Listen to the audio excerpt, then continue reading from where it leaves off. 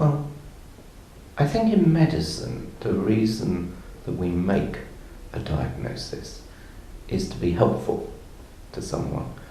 There's not much point in having a diagnosis if it's not going to help. So I think if people are content with their lives, things are going fine, they're not having more difficulties than average, then unless they're thinking of having children or wondering whether there's an increased risk of having a child with autism if they think they're affected, then no, I wouldn't say that everyone else.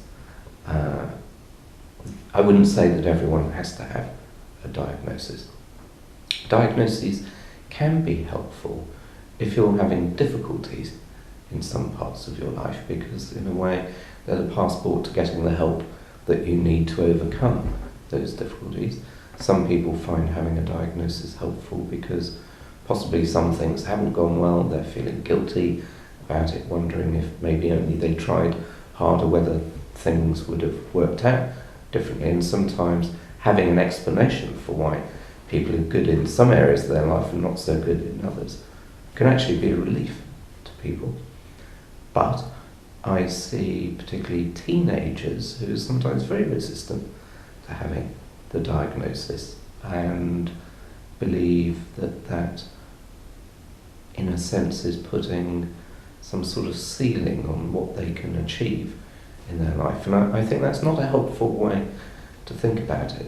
We all vary tremendously in what we're good at and what we're not so good at, and most of us gravitate to areas of life that maximise our skills rather than ending up doing things that we're not so good at. And I think that's the way to think about individuals with Asperger's syndrome or who are very able individuals, that this is not something that intrinsically is going to stop people having a fulfilling life.